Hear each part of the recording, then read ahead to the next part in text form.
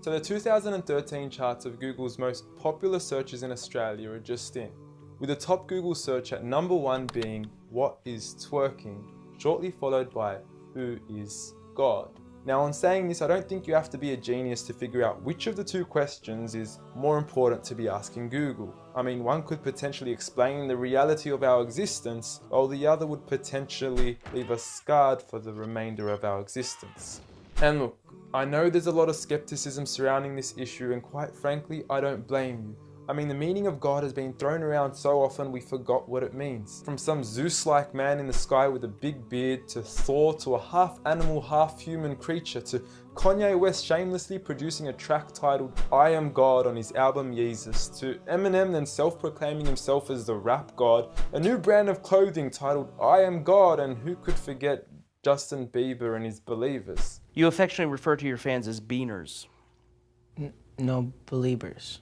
And now I understand that most of this may be exaggerated, and many of these examples are mere semantics and plays on words that are probably being taken out of context, as let's face it, nobody actually believes in Bieber, and I highly doubt that Kanye West considers himself a god. When someone comes up and says something like, "I am a god," everybody says, "Who does he think he is?" I just told you who I thought I was, a god. And now Kanye West smashes his head into a street sign really, really hard. Oh! Kanye. Oh, Kanye. Kanye, you okay? Sounds like Kay's got a new hit. A god. That's who I think I am. Kanye, you okay? So with all these misconstrued definitions of God, the least I could do is help clear the water and help us finally find out who is God. Well, to begin, let's start with the things that we all agree on. First and foremost, we're here. We just began and we exist. And like all things that begin to exist, they require a cause. Things don't just come out of nothing, and although at times we sometimes wish they would, they don't. If I told you that this glass sprang into existence, this glass made itself, you said Muhammad Ali's crazy.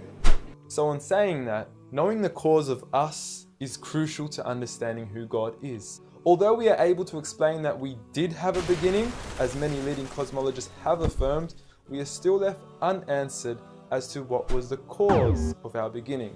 And before you lash out saying, "Oh, but we can't see what happened before we began," or "you can't prove there was a creator," we say quite openly, neither can you disprove a creator. And by observing the reality of our world and our existence, its order, its structure, and the systems, I see no reason not to believe in a creator.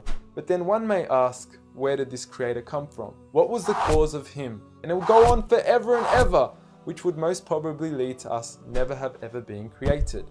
So for God to exist, he must exist without a beginning, therefore not requiring a cause, making him eternal. He should also be transcendent from his creation and not bound by any of the realms he had created, whether it is time, space, or matter. For instance, when Steve Jobs makes an iPhone, he doesn't become the iPhone, he is separate.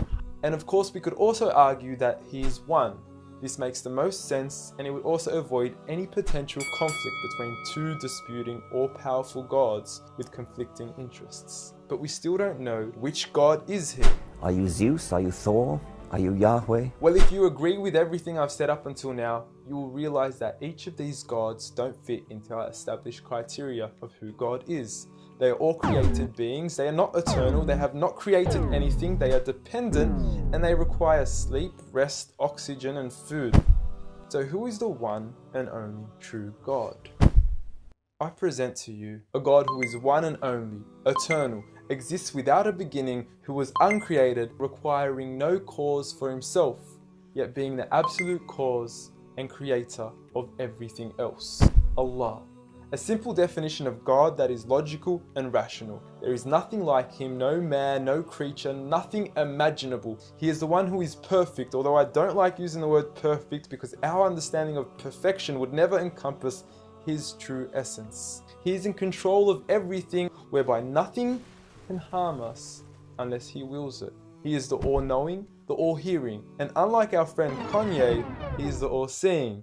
Many of us would then argue that although these verses do provide a logical and sound concept of God, how do we know that these words are indeed the words of God? Well, first and foremost, the Quran isn't just any book. It was revealed over 1400 years ago as direct revelation from God to the final prophet Muhammad, peace be upon him, and was sent as the most eloquent piece of literature to before mankind. Revealed at a time where poetry was rife and to a population housing the best of poets, only to leave them speechless and at a loss for words. Now, what is important to note is that the Quran doesn't fit in any of the known classes of poetry nor prose. Rather, it is a fusion of both that even to this day shake the hearts of Muslims and non-Muslims alike. It's almost trance-like. I mean, you can hear it's very euphonic. I mean, there's a lot of internal rhyme and end rhyme, and the rhythm is not predictable, and it's beautiful. Even to this day, the Quran remains incomparable and stuns humanity with its accurate references to science and history, from accurate descriptions of the human embryo to historically accurate references to the different rulers in the different Egyptian dynasties. And no matter how many times people will try to discredit the Quran on its authenticity, it remains standing. Will you please, at the very next science lesson, get some salt water, get some fresh water, and mix them and see what happens? The Quran says 2 seas, not 2 cups of water. And to those that doubt it is from God, the challenge is simple. Bring forth something that can compare. And now, although this challenge has been attempted multiple times throughout the past, history has witnessed that no man has been able to rival the Quran. But does this challenge still apply today? Well, we could surely put it to the test, and who better to choose than the self-proclaimed rap god. Call yourself the rap god. Eminem, dubbed the best of his time, being incomparable with anyone in his league. The last thing the world needs is another me. Now, if we compare the works of Allah with the works of Eminem, we are left with this. Slickety gibbity hippity hip hop, rappity rap, packing a mac in the back of the act, pack back rap yak yakety yak yak at the exact same time I attempt these lyrical acrobat stunts. Look, content-wise, I don't know. However, we can't deny that lyrically he is impressive. He has rhythm, rhyme, style, alliteration, and assonance. A short video online even indicates that in one of his songs he almost made every second to third word rhyme. But how does he compare with the Quran's smallest chapter of 3 verses, Surah Al-Kawthar? Now, in just 10 words, Allah is able to use over 30 linguistic and rhetorical devices, including emphasis, multiple meaning, grammatical shift, word order and arrangement, ellipsis, conceptual relatedness, intensification, choice of words, repetition, intimacy, exaggeration, and prophecy, along with many, many more. What's also important to note is that the linguistic devices in the Quran aren't just thrown about randomly. For instance, Allah would use palindromes strategically to describe the terms glorify your Lord and the orbiting of planets, as though both processes are occurring continuously, non-stop, one after the other. The shortest chapter in the Quran also contains a rhetorical device that no one can compete against nor replicate: prophecy. At the end of the first verse, Allah promises Muhammad, peace be upon him, that he would be given abundant good at a time when he was at one of the lowest points of his life, with a small amount of followers and low social status. He had even just lost his son, and his enemies were taunting him with cut-off lineage and progeny, yet Allah was promising him abundant good at this time. Such was the prophecy of the Quran, and we certainly indeed see its fulfillment today. With the Quran being the most recited, memorized and practiced book across the entire world, with over 1.6 billion followers today from all walks of life.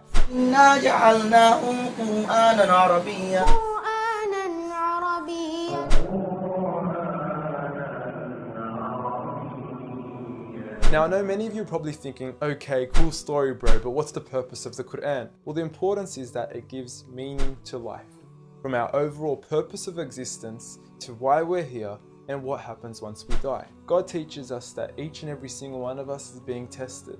We weren't created for mere play, we were created with a purpose, and that is to be obedient to God and His rules. Those who believe, there is reward, and those that don't and are arrogant, there is a punishment. And look, I apologize for trying to squeeze all this into one small video, but I've given you everything you need to know who God is and why we are here. So read.